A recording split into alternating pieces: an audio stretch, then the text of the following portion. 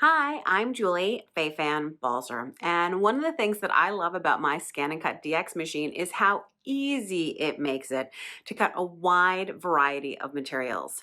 In today's video, I'm going to be showing you how I cut sticky back adhesive magnet material, something a little unusual that you may not have thought about cutting with your ScanNCut.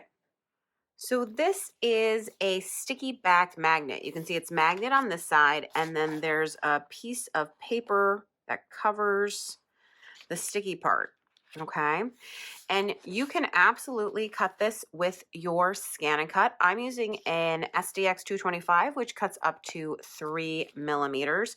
And so I'm actually gonna be able to even add on a piece of colored paper to the sticky material.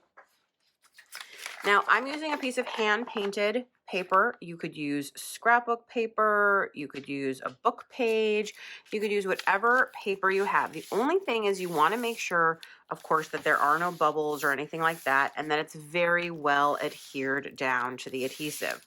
So I'm actually going to use my Brother brayer just to make sure that this is really stuck down on here. One of the things about cutting layers on the ScanNCut is you always want to make sure that everything is well adhered and there's no little bits coming up.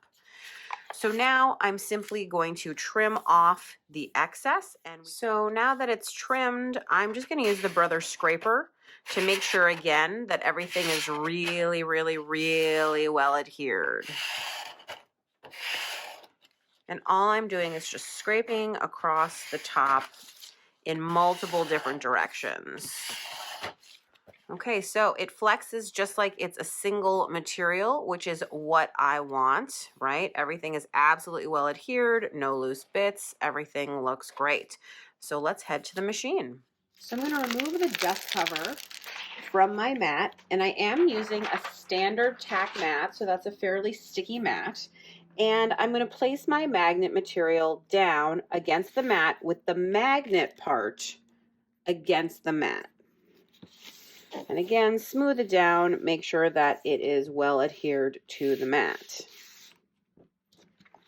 Then I'm going to open the machine, and with the arrow pointing in, I'm going to use 2 hands up front and load this in. Now this magnet material is quite heavy, so you may notice that when you go to load the mat. So cutting my material is the same as I might do with paper or fabric. I can do a background scan to go ahead and see my material on the screen. I can cut a built-in shape, a file I designed myself, like the one that I'm using. I can cut, a file that I've bought off the internet.